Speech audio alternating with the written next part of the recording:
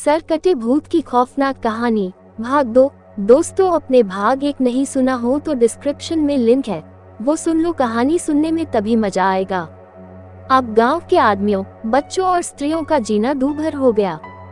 गांव वाले जिधर देखते उधर ही सिर कटा भूत नजर आने लगता था। सिर कटा भूत लोगों के पीछे पड़ जाता था। ऐसा लगता था कि वह सिर कटा भूत गांव के हर व्यक्ति का सिर धड़ से अलग कर देना चाहता है, ताकि सारे ग्रामवासी भी उसकी तरह सिर कटे भूत की तरह भटके। उस सिर कटे भूत ने गांव में आतंक मचा रखा था। एक बार गांव के एक बुजुर्ग व्यक्ति अपनी कुर्सी पर बैठकर अखबार पढ़ रहे थे कि कहीं से वह सिर कटा भूत आ गया। उस सिर कटे भूत ने उन व्यक्ति को कुर्सी से ऊपर उठा लिया और फिर नीचे छोड़ दिया, जिसके कारण वह धड़ाम से जमीन पर जा गिरे। उनका सिर फूट गया, जिसके कारण उनका सिर खून खून हो गया। दोस्तों, इससे पहले कहानी सुनाओ, आपसे हाथ जोड़कर निवेदन है, प्लीज मेरे चैनल को सब्सक्राइब कर दो। दोस्तों, आपका कुछ नहीं जाएगा अगर आप मेरा चैनल सब्सक्राइब और वीडियो को लाइक कर देते हो। किसी गरीब इंसान का भला ही हो जाएगा। अब वह सर कटा भूत गांव वालों की छत पर मंडराता रहता था और अपनी खौफनाक आवाज से लोगों को भयभीत करता रहता था।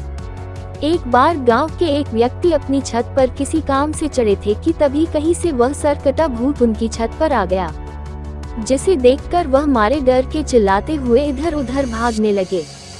उनकी छत पर चार दीवारें भी नहीं थी, इसलिए वह छत पर से नीचे जा गिरे और उनकी हड्डी पसली टूट गई।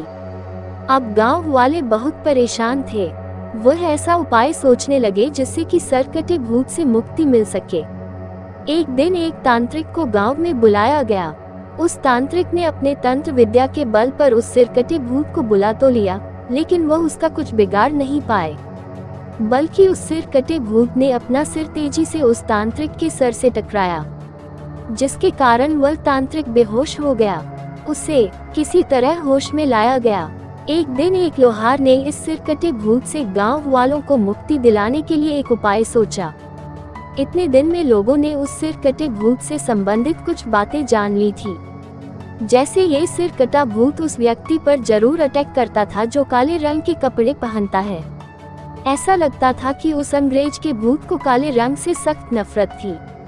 उस दिन गांव के एक लोहार ने उस सिर कटे भूत से मुक्ति पाने के लिए एक उपाय करने के बारे में कुछ सोचा।